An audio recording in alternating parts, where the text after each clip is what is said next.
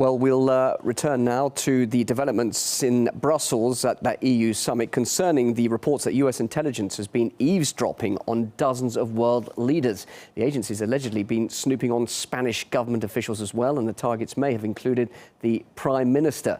Well, for more on this surveillance scandal, I'm now joined live by the UK leader of the Pirate Party, Loz Kay. Loz, clearly a lot of frustration, a lot of words being expressed today in Brussels, but will we really see a diplomatic fallout between the EU and the US over this?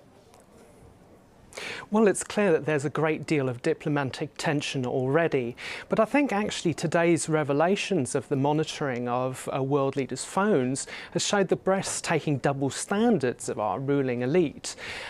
Suddenly, when it's a case of Frau Merkel's telephone being tapped, then we have the likes of Guy Verhofstadt speaking out and saying it's a real scandal.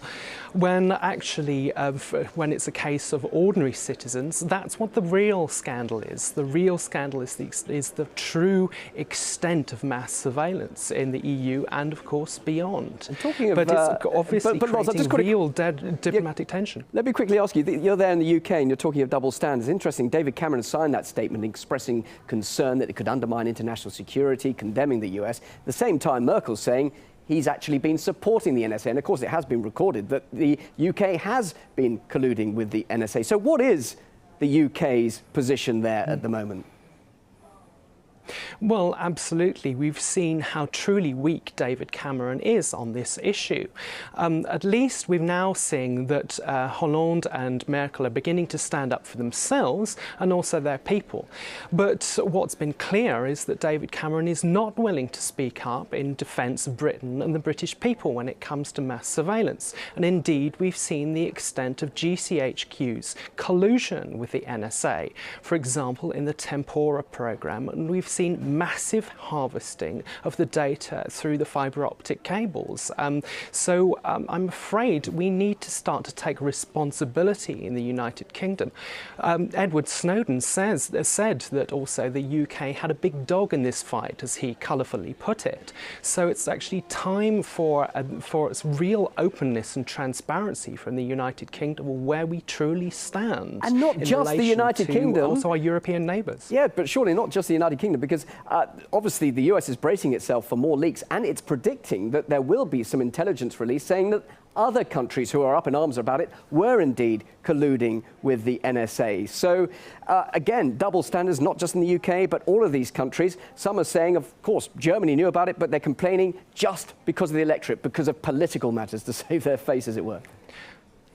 Well, absolutely, and we've seen also, not least because of the Pirate Party's pressure in Germany, actually, that this is now a very significant political issue. But when it's been about ordinary citizens, Germany's Interior Minister kind of shrugged his shoulders and said accepted the United States' assurances. But that's frankly not good enough.